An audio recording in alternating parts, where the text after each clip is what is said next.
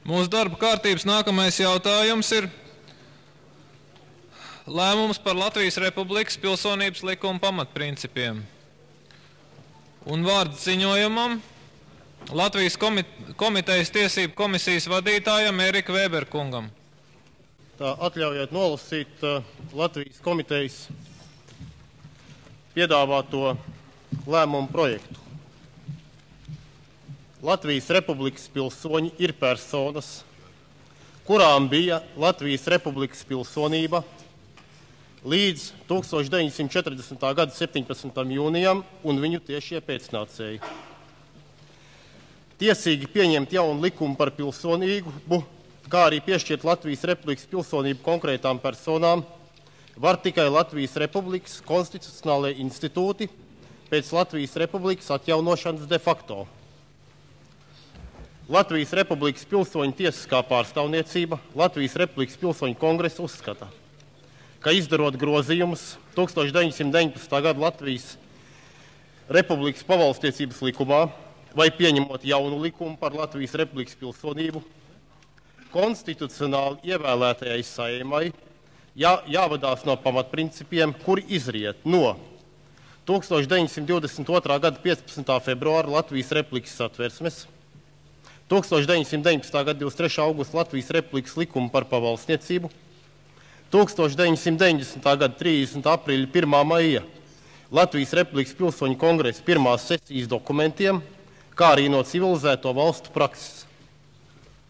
To personu loku, kuras piedalās Saeimas vēlēšanās, nosaka Saeimas vēlēšanu pagaidu likums, kuru apstiprina Latvijas Republikas pilsoņu kongresa. Tāds ir Latvijas komitejas piedāvātais lēmuma projekts. Uzmanīgāks klausītājs noteikti aizrādīs, ka šeit nav nekā jauna, ka viss tas jau ir pateikts mūsu kongresa pirmās sesijas dokumentos. Jā, tā tas ir. Bet jāatkārtoja tādēļ, ka zināmas aprindas vēlas jau šoruden aplaimot mūs ar jaunu pilsonības likumu un no vārdiem pāriet pie darbiem. Šis likums, protams, balstīsies uz tā saucamo nulles variantu, vai būs tam ļoti tuvs. Ņemot vērā to ietilpīgo neatlaidību, ar kādu augsti sēdošas amatpersonas vienas dienas dēļ, apsvērumu dēļ cenšas izsist savu juridiski absurdo un politiski bezatbildīgo ideju, šeit varbūt jāpaskaidro vienas dienas apsvērumu dēļ kādēļ, jā. Redziet, ja nepārtraukti viena puse piekāpjas, tad tas nevar novest ne pie kāda jautājuma atrisinājuma. Tas tikai noved pie konflikta maskēta sāsinājuma un neko neatrisina. Tātad, tā kā šīs personas cenšas izsist savu ideju, kā arī pastāvīgo Latvijas komitejas informācijas blokādi, es personīgi neizslēdzu arī nepieciešamību pieņemt, reaģēt stingrāk, pieņemt varbūt arī dokumentu ar citu nosaukumu. Tas ir jāizlem kongresam, bet galvenais, ka mums jāpasaka skaidri un nepārprotami. Biedri, šeit ir robeža un ne soli tālāk. Un jo ātrāk šie cilvēki sapratīs, ka šis ir pamatjautājums un piekāpšanās tad nav iespējama, jo labāk būs visiem. Tā ir skaitā arī tiem PSRS pilsoņiem, kuri Latvijas Republikas pilsonību varētu iegūt saskaņā ar Latvijas Republikas pilsoņu uzstādītiem noteikumiem. Tas ir saskaņā ar Saeimas pieņemtu pilsonības likumu. Tāpat arī tiem, kuriem vispār nebūtu morāla pamata uz to pretendēt, izgaisnāt jebkādas ilūzijas. Jauna pilsonības likuma nepieciešamība vēl līdz konstitucionālo Latvijas Republikas valsts institūta atjaunošanai parasti tiek saistīta ar agrāro reformu un Saeimas vēlēšanām. Šeit vēlreiz jāatgādina, ka ir personas, kurām Latvijas Republikas pilsonība bija līdz 40. gada 17. jūnijam un ir viņu pēcnācēji. Protams, ka tikai šīs personas ir tiesīgas vēlēt un tikt ievēlētas Saeimā un pašpārvaldes orgānos, kā arī iegūt zemi īpašumā jau tā saucamajā pārejas periodā. Citāds risinājums būtu kliedzošā pretrunā kā ar pilsoņu kongresa lēmumiem tā arī ar augstākās padomes 4. maija neatkarības deklarāciju, kura pasludina starptautisko tiesību subjekta, tas ir 18. gada Latvijas Republikas atjaunošanu, nevis Latvijas PSR legalizāciju vai kādas otrās republikas veidošanu. Kompetenti cilvēki var norādīt uz zinām juridisku nekonsekvenci, jo Latvijas Republikas likumi paredzēja, ka stājoties laulībā ar citas valsts pilsoni, sieviete zaudēja Latvijas Republikas pilsonību, bet mēs to neesam ņēmuši vērā. Jā, tā tas ir. Skaidrs, ka 100% juridisku sasaisti mēs nepanāksim nevienā jautājumā, arī šajā. Taču mūsu piedāvātais ceļš ir vēsturiski taisnīgs un dot iespēju reāli atrisināt problēmu, neizkropļojot lietas būtību, un tas ir galvenais. Vēlreiz uzsveru, atrisināt problēmu, nevis to samudžināt. Neliela atkāpīta. Es zinu, ka mūsu kongresa delegātu, kuri vienlaikus ir augstākās padomes deputātu, vidū klīst tāda ideja, ka mēģināt lūk šo augstākās padomes komisiju, kura būs paredzēta likumprojektu izstrādāšanai, nosaukt par komisiju jautājumu pētīšanai. Nu, protams, var to darīt un varbūt pat vajag, ja? Bet mums tikai skaidri jāapzinās, ka šis nav loģisks ceļš, ka tas ir aparāta spēlīšu ceļš. Un ka šajās aparāta spēlītēs, ja, mums ir darīšana ar ļoti pieredzējušiem un speciāli gatavotiem oponentiem, mums nezinu, vai aparāta spēlītēs ir reāls iespējas vinnēt. Nu, un jāsaka tā, mums par laimi arī LTF uzskata, ka jautājums par Latvijas pilsoņu tiesisko statusu izlēmjams tikai pēc Latvijas valstiskās neatkarības atjaunošanas. Šeit mūsu viedokļi sakrīt. Tiesa arī LTF uzskata, ka atbalsta nulles variantu, bet vismaz šī jautājumā, ka vispār jautājums risināms tikai pēc Latvijas Republikas atjaunošanas de facto, tur mūsu viedoklis sakrīt. Šī nostāja ir deklarēta LTF 2. programmā, 2. 5. punktā. Nu ko, LTF frakcija augstākā padomē ir vairākums. Cerēsim, ka tā palīdzēs mums nobloķēt bezatbildīgu un avantūristiski noskaņotu spēku mēģinājumus, priekšlaicīgi nodarboties ar pilsonības jautājumu, kas var novest pie nekontrolējumiem sekām. Latvijas komitejas uzdevumā aicina Kongresu apspriest un pieņemt lēmumu par Latvijas Republikas pilsonības likuma pamatprincipiem. Paldies! Paldies Vēber kungam! Debatēs par šo jautājumu pagaidām ir pieteikušies 5 cilvēki. Un pirmajam vārds Aivaram Teterim, delegātam no Vidzemes priekšpilsētas. Izlasot šo lēmumu, vismā viņš ir būt apmierinošs, ja nerastos vienkārši daži jautājumi. Man tomēr, tā kā es neesmu jurists, tomēr radušies jautājumi. Šeit, piemēram, 2. rindkopā tiesiski pieņemt jaunu likumu par pilsonību, kā arī piešķirt tā, ir speciāli konstitucionālai institūti. Man tik tiešām rodās kā neprofesionālam tāds jautājums. Pieņemsim rīt ne tikai pasludina neatkarību, bet arī to atzīst Maskava un, kā saka, Rietumvalsts. Tas ir skaisti, labi, de facto ir atjaunoti, ja? Bet tādā gadījumā, kas veido šos institūtus? Vai tie ir tādi kā Lapātins, kurš ir iebraucis 3 gadu atpakaļ, vai kāds cits? Man tas diemžēl nav skaidrs. Tādēļ varbūt mans neprofesionāls, kā saka, tāds priekšlikums būtu, vai tiešām nevarētu jau šodien pieprasīt tie republikas pilsoņi, kas ir dzimuši līdz 40. gada 17. jūnijam, viņiem nelikumīgi atņemt to, ja anulēto Latvijas republikas pilsonību, atkal piešķirt, kas veidot vienu bloku, un otru bloku viņi tiešie pēcnācēji, kā arī visi iebraucēji caur pilsoņu kongresu veidot tik tiešām šo institūtu. Līdz ar to mums ir, kā saka, ievērot gan republikas pilsoņu intereses, gan arī, kā saka, tie, kas ir iebraukuši šeit pēdējo 50 gadu laikā. Tas būtu tāds priekšlikums. Es domāju, ka tas zināmā mērā arī vienkāršot šo lielo meklēšanu par tiem tiešiem pēcnācējiem. Es nezinu, ja man nebūtu latviešu vārds un uzvārds grūti, man būtu grūtāk arī pierādīt to, ka es esmu tiešais pēcnācējs. Ja? Vienkārši es domāju, ka tas daudz vienkāršot visu šito te jautājumu par turpmākā pilsonības likuma apspriešana, kā saka. Un vēl tāda maz piezīme. Te ir priekšpēdējā rindkopā beigās teikts, kā arī civilizēto valstu prakses. Ja?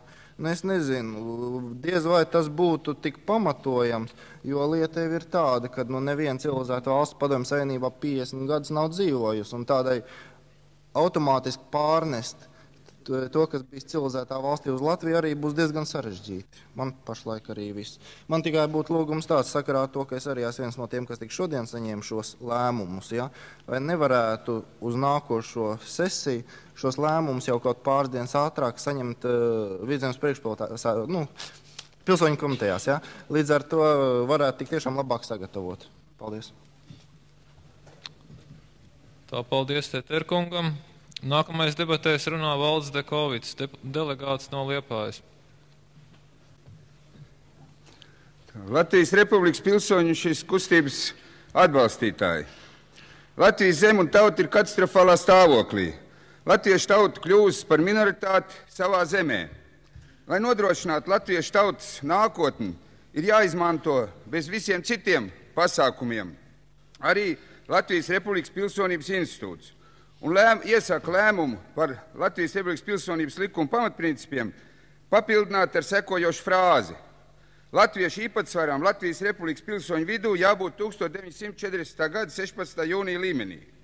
Toreiz šis latviešu īpatsvars bija 75%. Faktiski atjaunotā Latvijas Republikā latviešu tautai jābūt tiesībām noteikt galvenos valsts politiskos virzienus. Latvija ir vienīgā vieta pasaulē, kur saglabāties un attīstīties latviešu nācijai. Tas pats attiecies arī uz lībiešiem. Abiem šiem etnosiem šī ir etnoģenētiskā teritorijā, un tie sastāv šīs zemes pamattautu. Visiem citiem etnosiem etnoģenētiskā teritorija atrodas ārpus Latvijas. Tas nenoliedz viņiem šeit dzīvot, ievērojot pamattautu intereses. Latvijas iedzīvotāju nākotni var nodrošināt tikai faktiski atjaunojot Latvijas Republiku. Lai Latvijas Republika pastāvētu, tajā jādominē pamattautai, tajā pašā laikā neierobežojot citautiešu cilvēktiesības. Krievu vēsturnieks, filozofs, publicists un bijušais padomju politieslodzītais Jevgeņijs Augdems saka, pamattautas īpatsvars jebkurā nacionālā teritoriālā veidojumā skaitās optimāls, ja tas ir 80%. Bet nedrīkst pazemināties zem kritiskajiem 70%. Pie analoģijas secinājuma pienākuši franči pētot demogrāfisko situāciju Marseļā, kur iebrauc daudz alžīriešu. Ja pamattautas īpatsvars pazeminās zem kritiskā sliekšņa, deformējās etnosām dabīgā vide. Šīs deformētās vidas ietekmē pamattautas attīstība tiek traucēta, deformējas tās kultūra, valoda un saimnieciskās tradīcijas. Procesam turpinoties, pamattauta iznīkst, izzūd pamattautai, zūd valsts pamati un tā pagrimst. Senajā Eģiptē dzīvoja pavisam citu tautu, bet sakarā ar viņas bojājai iznīka arī šīs zemes augstā kultūra un dzīves līmenis. Par to tagad liecina dižie vēstures pieminekļi uz atpalikušās zemes fona. Lai tas nenotiek Latvijā, tad tajā jādominē pamattautai, kas var notikt tikai pastāvot tai atbilstošai videi. Viss Latvijas, un šeit nav nekāda pretruna starp, kur vienmēr mēģina meklēt tie, kur ir par nulles variantu, ka nedrīkst apvainot iebraucējus. Jo visu Latvijas iedzīvotāju nākotni un Latvijas Republikas iedzīvotāju nākotni ir tieši tās kodolā, latviešu tautā. Ja būs labi latviešiem, būs labi arī nelatviešiem. Bet šim te, kas saka, jābūt konstitucionāli nostiprinātām un šīm pamattautas nākotnes garantijām jābūt konstitucionāli nostiprinātām. Un analogs ir citu valstu pilsonības likumos, kas nosaka pamattautas kvotu valsts pilsoņu skaitā. Luksemburgas, Hercogistē un citās. Bez garantijām latviešu tautai nav nākotnes, bet jebkuras tautas iznīkšana ir zaudējums cilvēcei, kas pātrina civilizācijas bojājai. Katra tauta rada savu šķautni pasaules dzīves prizmā, kas nicina tautu, tas noziedz pret cilvēci. Un nobeigt gribu ar dzejas vārdiem. Lielā Lietuva uguns kuries, mana tauta turies.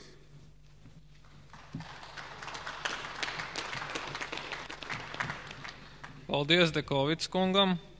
Nākamais runā Antons Mikus. Labdien, cienījamie klātesošie. Šis dokuments mums ir izdevies īs, bet jo īsāks dokuments, jo vairāk paliek nepateikts. Es gribētu mazliet pieskārties arī par šeit jau risinātām tēmām par politisko situāciju. Piemēram, ar ko var lielīties Brazausks. Viņš var lielīties ar to, ka tur demogrāfiskie procesi tieši tādi, kādi tie ir, un citautiešu īpatsvars tur mazāks nekā 38. gadā. Ar ko var lielīt, bet ar ko nevar lielīties ne Ķezberis, ne Gorbunovs, ne Pugo, ne Vosa un viņu partijas un citi, tās partijas noziedzīgās prakses kalpi. Viņi tiešām nevar lielīties, ka viņi būtu sasnieguši kaut mazu daļu no tā, ko ir sasniegusi Lietuvas kompartija. Tāpēc Brazauskam šodien tas rādītājs, popularitātes rādītājs ir vēl ar vien augsts un turpina pat augt. Es domāju, ka tas viss ir normāli. Ja tas tā būtu, tad es arī būtu varbūt pat Ķezber piekritējis un Gorbuno, bet tas tā nav ne tuvu. Ko dara šie sarkanā genocīda īstenotāji šodien? Vispirms uzliek nācijas glābēju oreolu un vienlaicīgi nostiprina savas iepriekšējas darbības sekas.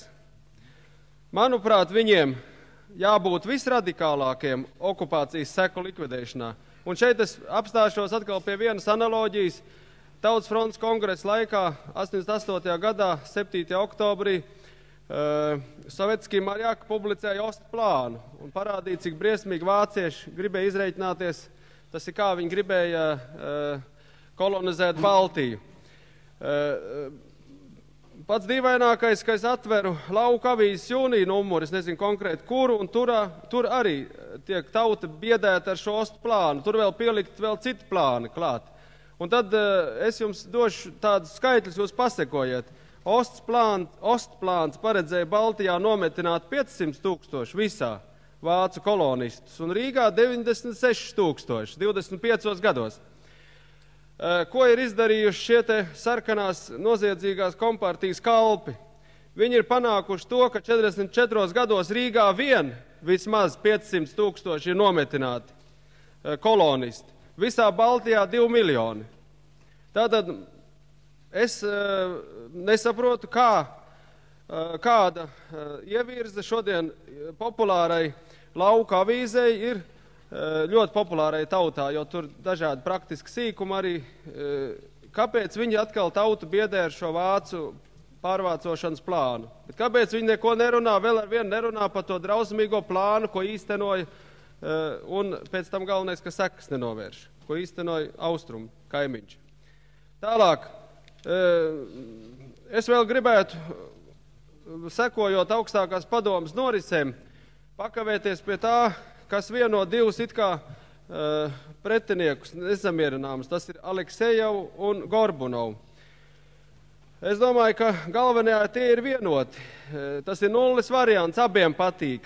Viņi var redzēt, ka neieredz viens otru sīkumos, bet galvenajā viņi ir vienoti. Bet pats galvenais, ko es te gribētu piedāvāt jums, šeit nav pateikts, kad jāsāk risināt pie kādiem noteikumiem pilsonības jautājums. Tas ir, to var risināt tikai tad, kad ir saņemtas, panāktas starptautiskas garantijas, jeb vienošanās.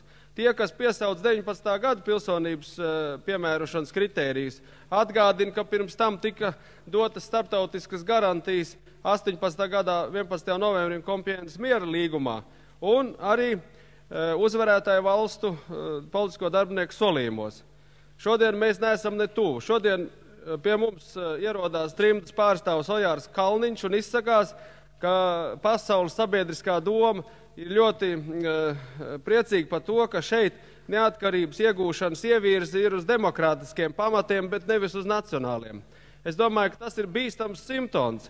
Mums ir jāparāda, ka nācija šeit ir uz izmiršanas robežas.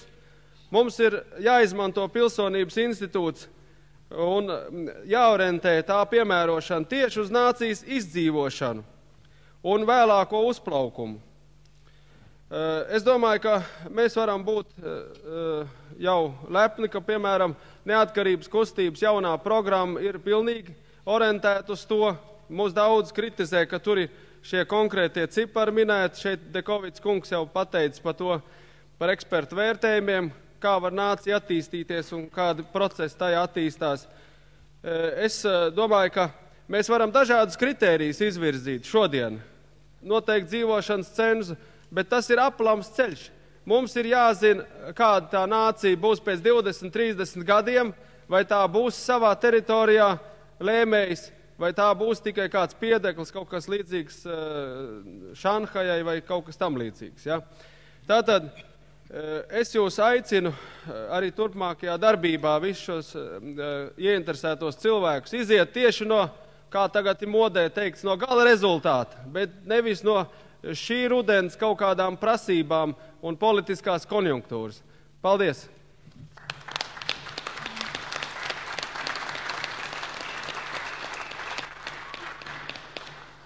Paldies Antonam Mikusam, Latvijas Republikas pilsoņu kandidātam. Nākamajai vārds Anitai Liepai, delegātai no Daugavpils.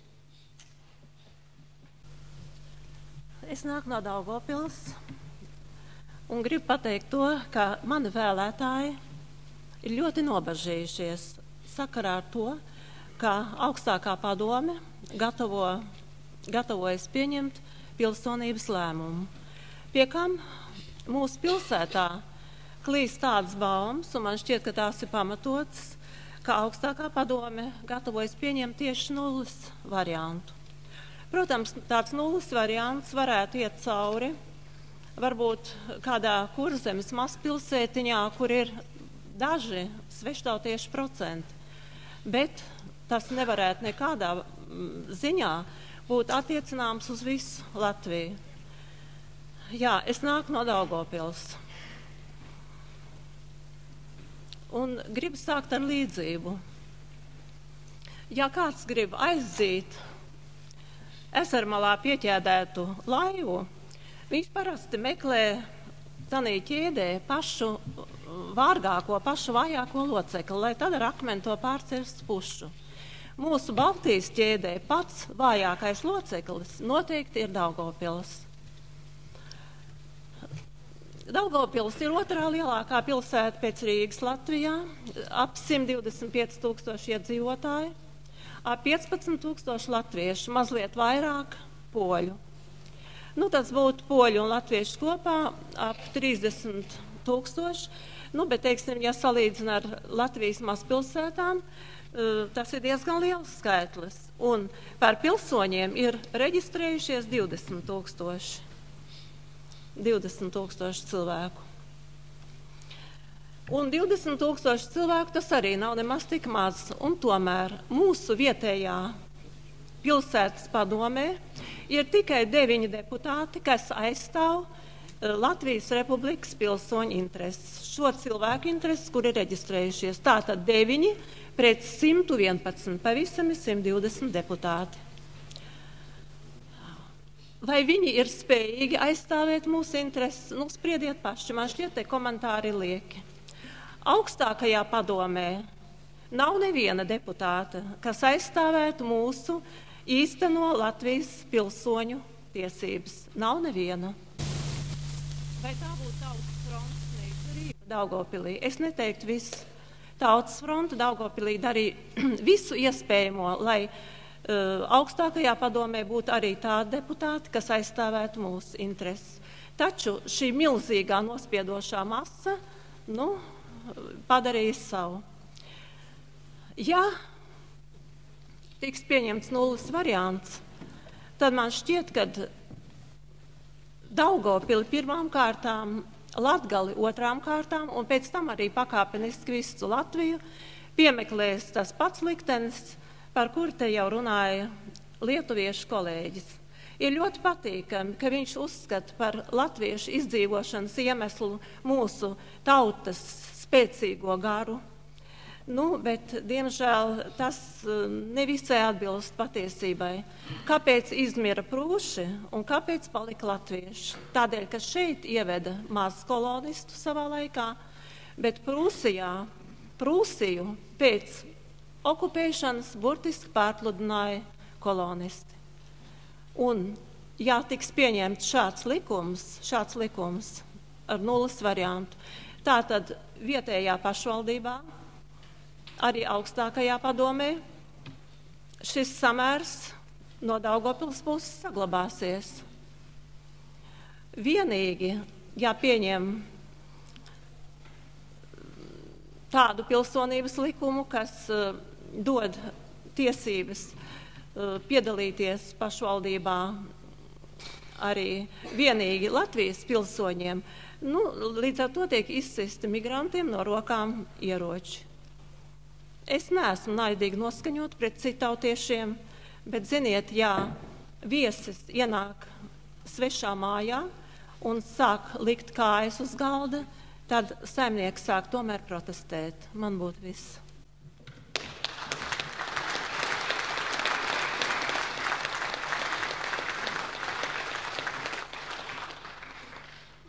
Paldies Liepas kundzei. Nākamais runā Ēnārs Cilīnskis, delegāts no Vidzemes priekšpilsētas.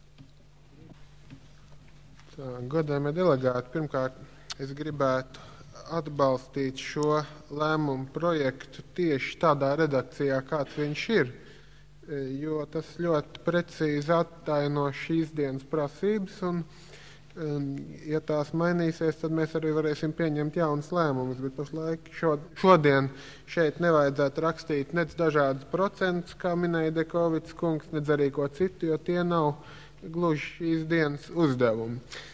Tad varbūt tālāk par, perspektīvu. Es domāju, ka vistuvākajā laikā augstākajā padomē parādīsies pilsonības likuma projekts, kurš droši vien tiks pieņemts pirmajā lasījumā, bet es paredzu, ka viņš būs pietiekami tuvs nulles variantam, tur nebūs gan dubult pilsonība visdrīzāk, bet līdz ar šīs projekta nopublicēšanu parādīsies virkne problēmu, kuras būs diezgan grūti atrisināmas.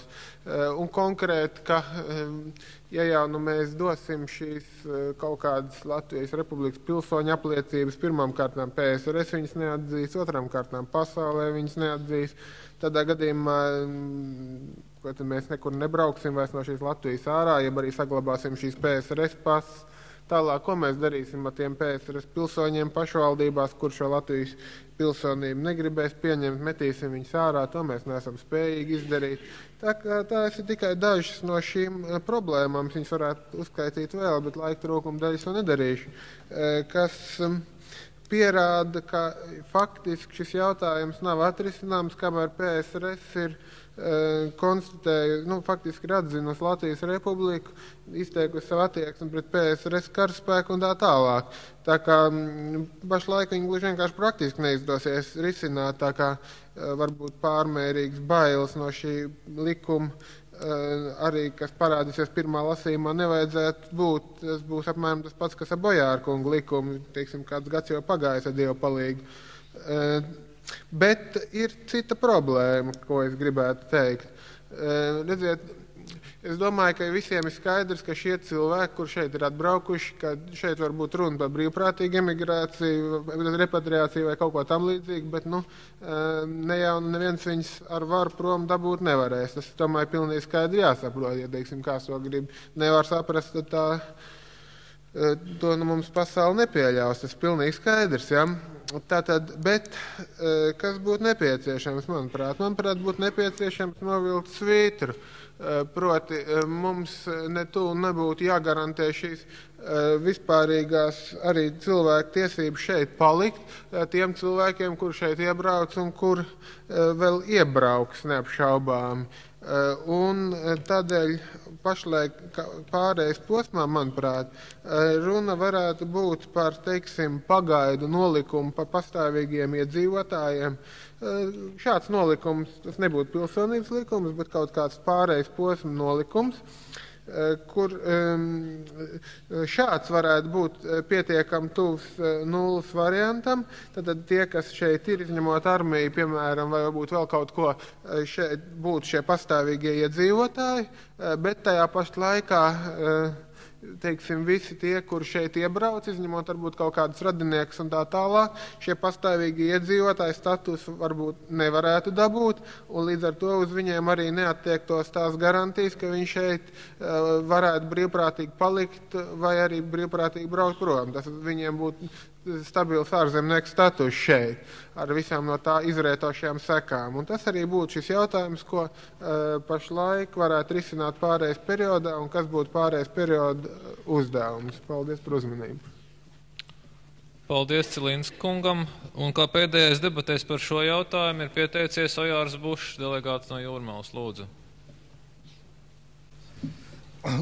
Šīs dienas lēmuma projekts pats par sevi ir gluži nevainojams, taču, manuprāt, tas ir tik minimāls solis uz priekšu salīdzinot ar pirmā kongresa rezolūciju pilsonības jautājumos, ka nav pat lielas jēgas tā pieņemšanā.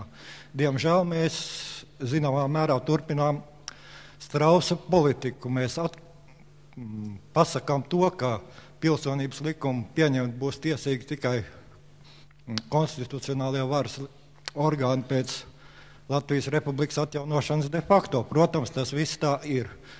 Bet vai tad mums sava viedokļa nekāda nav? Iedomāsimies situāciju, ka Latvijas Republikas likumīgā Saeima pieņem pilsonības likumu nulles variantā. Teorētiski varam to iedomāties, bet vai tas mums būs pieņemams? Protams, ka nē, bet kur tad ir mūsu viedoklis? Uzskatu, ka pilsoņu kongresam savs viedoklis pirmām kārtām sāpīgais jautājums šeit ir protams, par PSRS pilsoņiem. Par viņu nākotni ir jāformulē, jāizveido. Tas, acīm redzot, nav vairs šodien rīt izdarams, bet to varētu izdarīt nākamajā mūsu sesijā, taču pie tā ir jāstrādā, vai nu tas izskatīsies kā alternatīvs likumprojekts, vai mēs vispār sevi pasludināsim par likumdevēju orgānu un kaut ko tādu pieņemsim, bet vai nu mēs pasakām, varbūt mēs nemaz un nevienam negribam piešķirt pilsonību, tad arī tas ir jāpasaka godīgi un skaidri. Ja nu kādam mēs tomēr esam ar mieru piešķirt, tad tomēr ir jādomā un jāformulē kam. Un pie viena gribētos dažus vārdus par tiem lēmumu projektiem, kas priekšpusdienā tika piedāvāti. Atkal pašiem par sevi tiem nav lielas vainas, bet tajos ārkārtīgi dominē destruktīvais moments un pietrūkst konstruktīvā. Protams, mēs varam neratificēt, pasludināt par spēkā neesošu to, kas ir augstākajā padomē pieņemts, bet kā jau Cilinska kungs, manuprāt, pareizi teica, daudz efektīgāk būtu iedarboties uz augstāko padomi vēl pirms šo likumu pieņemšanas un panākt tādu likumu pieņemšanu, kas būtu akceptējami, ratificējami arī mums, nevis pēc tam anulēt nepieņemamos. Arī par šo momentu vismaz dokumentos ir daudz par mazu. Paldies. Paldies par Buša kungam. Tikai ir viens aizrādījums, lūdzu ievērot mūsu kongresa reglamentu, un jebkura uzstāšanās debatēs notiek no tribīnes. Un tagad vārds mūsu viesim no Igaunijas, no mūsu kaimiņu valsts Igaunijas Republikas, Igaunijas komitejas priekšsēdētājam Tunne Kelam kungam.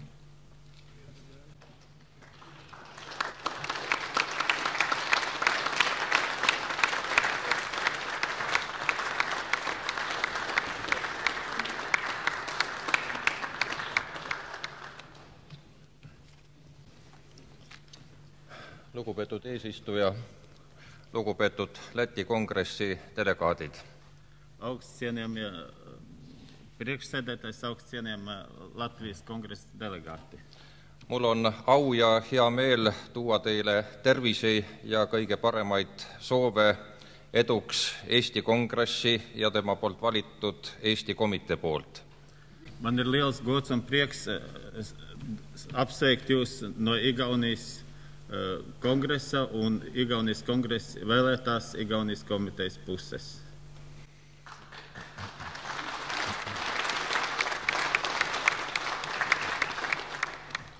Kui möödunud suvel aasta tagasi algas Eestis ja Lätis kodanike komiteede liikumine, siis peeti seda ideed kutsuda kokku sõltumatud rahvaesindused seaduslikul alusel ebareaalseks.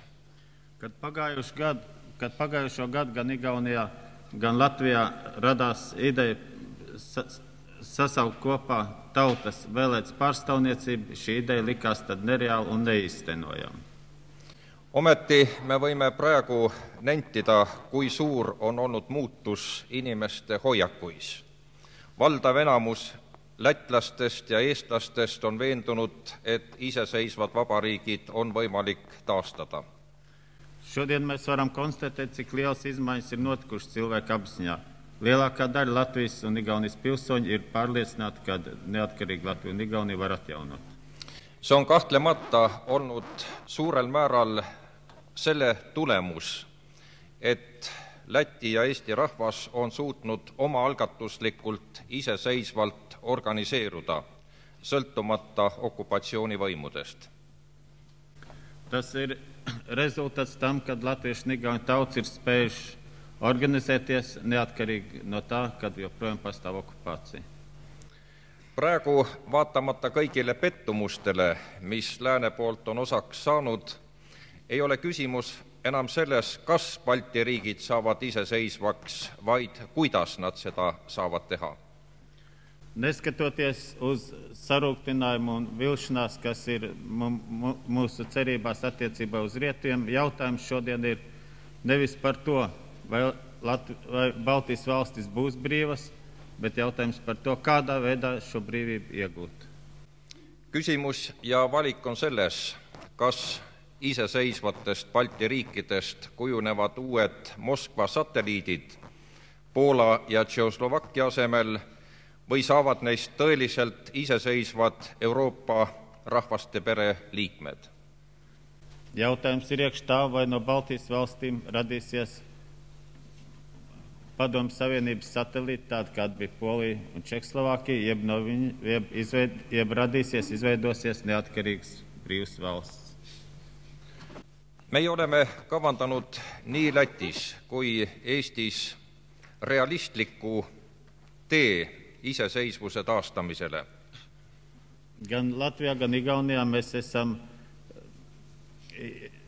izveidojuši, sastādījuši realistisku ceļu, kādā sasniegt neatkarību. See tähendab praktilist koostööd seniste võimuorganitega. Tas nozīmē arī praktisku sadarbību ar patreizējiem varas orgāniem. Kogu küsimus on selles, et see koostöö peaks olema aus ja võrdõiguslik. Viss jautājums ir iekš tā, ka šādai sadarbībai jābūt godīgai un līdztiesīgai. Kahjuks on just siin tekkinud kõige tõsisemad probleemid nii Eestis kui nähtavasti ka Lätis. Diemžēl tieši šeit ir radušās visnopietnākās problēmas gan Igaunijā, gan arī acīm redzot Latvijā. Tuletame meelde Läti komitee initsiatiivi luua alaline koostööorgan 3 ülemnõukogu, 2 kongressi ja ka pagulasorganisatsioonide vahel. Var atgādināt Latvijas komitejas priekšlikumu izveidot patstāvīgi darbojošos sanāksmi, kurā būtu Latvijas Igaunijas komitejas un Baltijas Republika augstākās padomas. Kahjuks on esialgsele kokkuleppele vaatamata ülemnõukogud Eestis ja Lätis siiamaani selle kokkuleppe jätnud ratifitseerimata. Neraugoties uz iepriekšējo vienošanos, diemžēl gan Igaunijā, gan Latvijā augstākās padomas ir atstājuši šo te vienošanos neratificētu. Ometi oleks see kõige parem näide ja võimalus kõiki olemasolevaid jõude ühendada ühiseks vabadustaotluseks.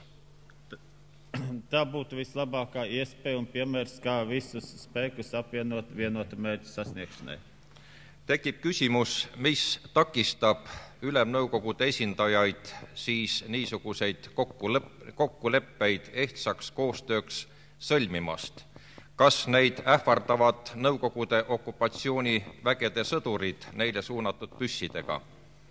Rodās jautājums, kas tad mūsu augstākās padomas liek šķēršļus pieņemt šādu vienošanos, vai padomu karavīrs stāv ar bisēm klāt pie viņiem? Ometi jääme me edasi avatuks ja peame vajalikuks ühist lähenemist Balti vabaduspüüdluste realiseerimisele. Taču mēs arī turpmāk paliksim atklāti un meklēsim vienošanos, lai realizētu Baltijas neatkarības iegūšanu. Me oleme just selline koostöö puudumine viis Eesti Kongressi viimase istungjärgu 25. mail omistama Eesti komiteele teatavad seadusandlikud õigused. Šāds sadarbības trūkums bija par iemeslu tam, kāpēc 25. maijā Igaunijas kongress pieņēma sev likumdošanas iespējas, likumdošanas tiesības. See oli antud olukorras vajalik selleks, kui Eesti Kongress tahtis kanda tõsist vastutust teda valinud Eesti Vabariigi kodanike tahte esindajana. Tas bija vajadzīgs tāpēc, kad Igaunijas kongress uzskatīja, kad viņam ir jānes pilna atbildība par to, lai izteiktu viņu vēlēto pilsoņu gribu. Meie mõlema kongressi üks kõige tähtsam ülesanne on kaitsta Läti ja Eesti rahva püsimist, sest me mõlemad oleme ohus jääda vähemusse. Mūsu abu kongresu galvenais uzdevums ir sargāt mūsu abu tautu eksistenci, jo gan otru mēs esam bīstamā stāvoklī. Mūsu eksistenci ir apdraudēta. Seetõttu on kodakondsuse küsimuste lahendamine ja neid saab lahendada ainult seaduslike kodanike esindus eluliselt tähtis meie rahvaste tuleviku jaoks. Tāpēc pilsonības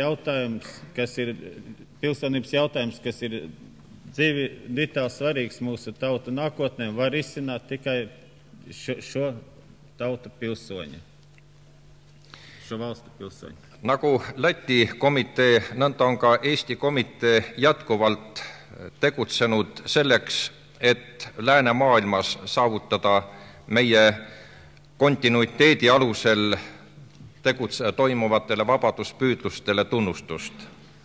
Gan Latvijas, gan Igaunijas komiteja ir darbojosies aktīvi rietumos, lai iegūtu atzinību mūsu tiesiskai kontinuitātei. Eesti komiteel on õnnestunud moodustada mitmes välisriigis oma informatsioonibürood. Igaunijas komiteja ir izdevies vairākās ārzem valstīs izveidot savus informācijas birojas. Mai alguses loeti Ameerika senatis ette Eesti kongressi läkitus USA kongressile ja see kanti USA kongressi protokollidesse. Maija beigās Amerikas kongresā tika nolasīts Igaunijas komitejas vēstījums, un tas tika ieprotokolēts Amerikas kongresa materiālos. Praeguses olukorras me peame väga oluliseks ka Balti pagulaste aktiivset kaasa aitamist ja nende osavõttu meie omavaheliste probleemide lahendamisest. Pašlaik par ļoti svarīgi mēs uzskatām arī baltiešu trimdinieku piedalīšanos šajā mūsu kustībā un viņu atbalstu. Möödunud nädalal Eesti peakonsul Ameerikas Jaakson saatis Eesti komiteele läkituse. Pagājušo nedēļu Igaunijas pārstāvs Amerikas kongresā Jaksons nosūtīja aicinājumu Läkitus Eesti komiteele. Igaunijas komitejai.